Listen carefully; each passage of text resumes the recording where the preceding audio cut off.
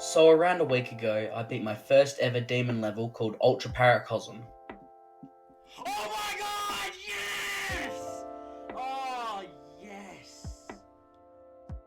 And from the second I beat that level, I immediately knew that I wanted to take another step up and beat another level.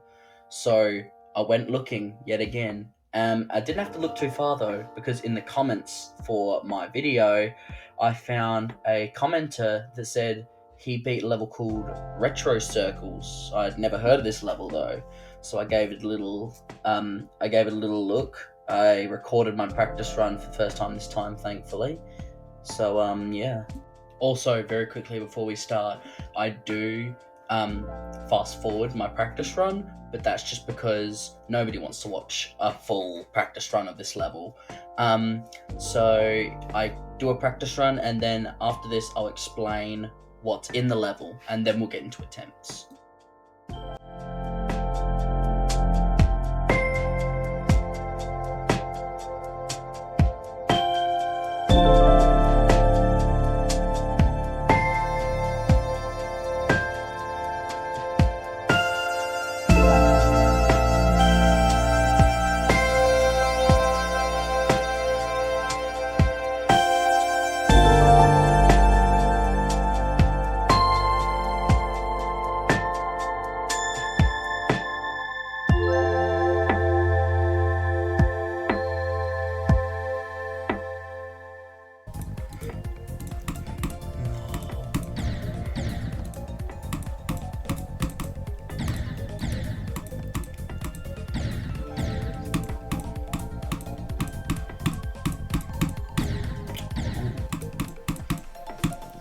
Easy. Okay. How many attempts? 314. Okay. That's not too bad. Okay. So yeah, my practice run took me around 300 attempts, which is nowhere near what Ultra Paracosm took me. That took me over 700 attempts on my first practice run. So without further ado, this is how I beat my new hardest demon, Retro Circles.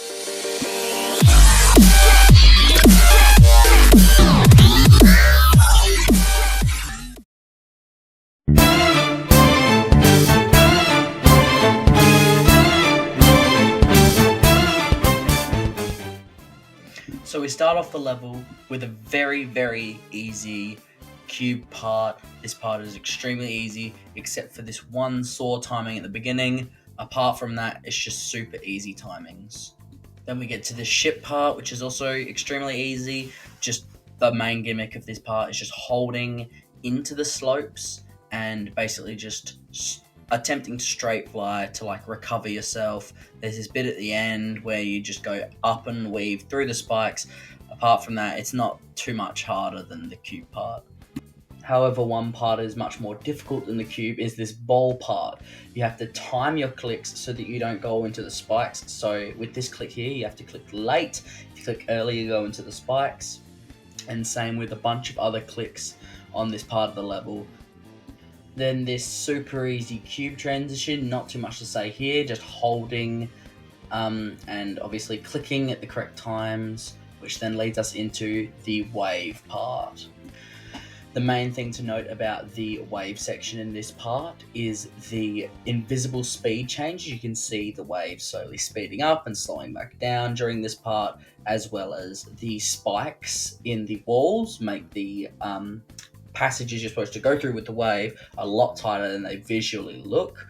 A couple of my choke points are specifically this part with the diamonds. This messed me up so many times. I didn't get the click pattern down until way later. And then also this slow wave part also kind of messed me up. This next part did take me a long time to figure out. This next part presents you with an option to either go up or to go down in the diamond. So the down way is a much more reliable way to go. It's much more easier and much more consistent. However, the next part, it sets you up worse for the next part of the level, which is one of my biggest choke points. The other way is to go upwards, which sets you up much better for the following clicks. Going up, in my opinion, is the better way, but I didn't really learn that until maybe an hour before I beat the level, which is a bit annoying, but hey. Then we transition to this mini part, not too much to say, except you have to be holding after going out of the mini part. This next part with the spikes is a little bit of a choke point because it's slightly more tighter than it looks, but it's not too bad overall. These mini wave clicks were slightly difficult, making them a bit of a choke point towards the end of the level, which I didn't really like. And then the following wave gameplay isn't too hard until the ending, where these green orb clicks that are coming up now are, these are scary, because these are probably, these are the final hard timing before the end of the level, which after that, the level is pretty easy. The last 5%. And with that, let's get into our first attempts of the level. So this first day is a bit of a shorter day, because the problem is I had to go to a week-long holiday to Sydney for a week. So these are all the gameplay I was able to film before I went to Sydney. So let's review what I did in around half an hour before I had to go. I started by doing really well and getting a 15, 28. Oh shit, I forgot. And 31% run. This is where I noticed my first choke point, which is 29%. However, despite this, I decided to go for one more good run before I go on my holiday, and this happens. 33. Alright. One more new best. What? Alright, 34. That's where I end day one at 34%. Literally have been recording. So I decide after my holiday that I would like to attempt a practice run just to like refresh myself on the level. But I don't think I could have foreseen this happening.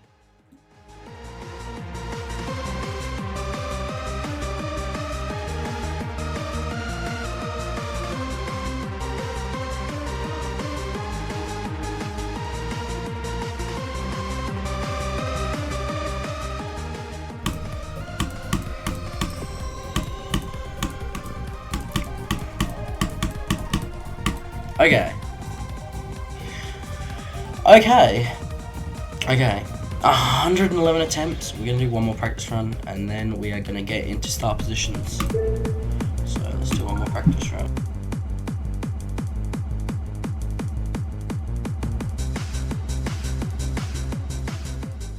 One run. What the hell is this? Okay. Well, now I'm failing on the stupid cube part at the end. Oh my god. How many attempts was that? It was 28 attempts. Oh my god. Okay.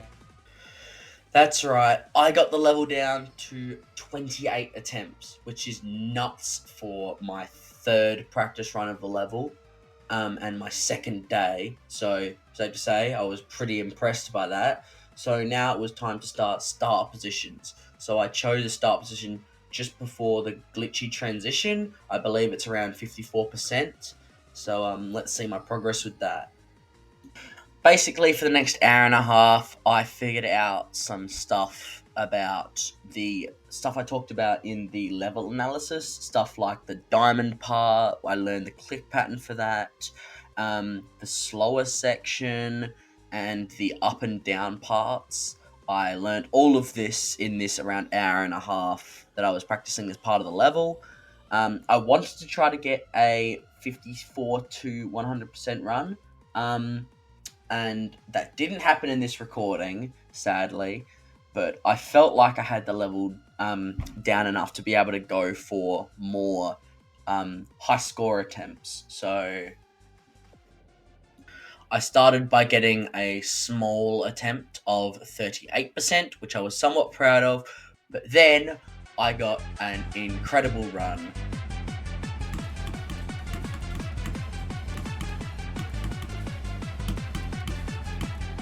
Boom, okay. Drop attempt. Oh, fucking hell. Okay, we're halfway through the level. Wow, okay. Insane. After getting over halfway through the level, improvements came very quickly with a quick 58% run here. Oh my god, I got past the fucking fucked clip.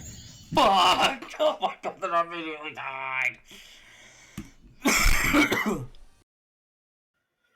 But then suddenly I had a run where I got past my best and then I just kept going. I got past the diamonds, I got past the slow part, I even got past the pick a path part right in the middle. But I just kept going and going until finally. Oh my god. I fucking swear to god if I die.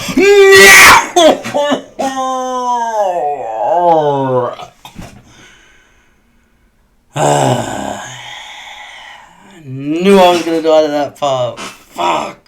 Oh my god, I'm an idiot. That's so annoying. I got past all of the wave and then died to one of the easiest parts of the levels. Alright. I feel like I knew that was gonna happen though, so that's annoying. Anyway. No! Yeah, I died at the easiest part of the whole level. And it didn't just stop there, because then I went on a massive slump where I died past 70%, a grand total of 34 times, which is ridiculous because it's not even that hard of a bit. So then after all this, I finally beat the level, and nonetheless, after like an 87% attempt, I went 87%, then 100%.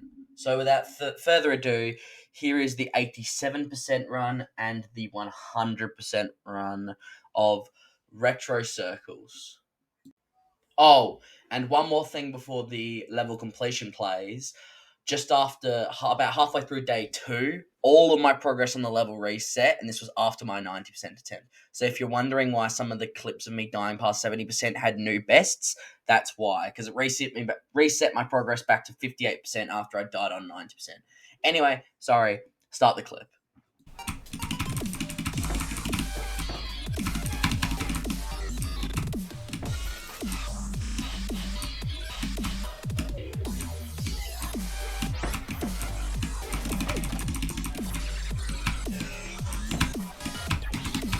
Oh my fucking god!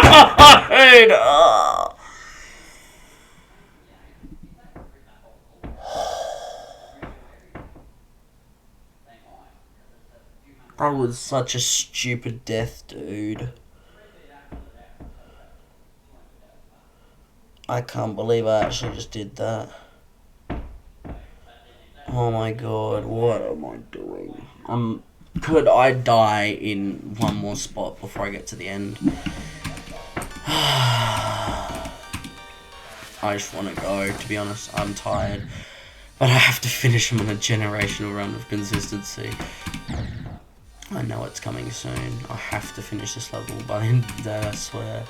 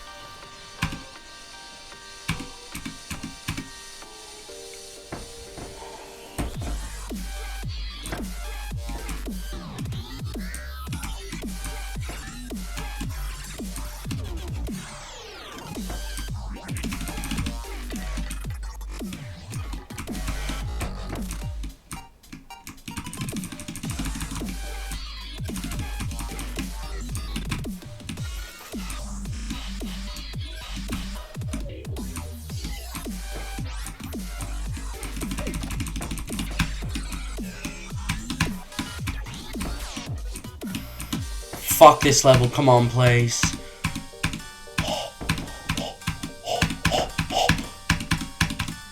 Yes! Oh my god! Oh, yeah.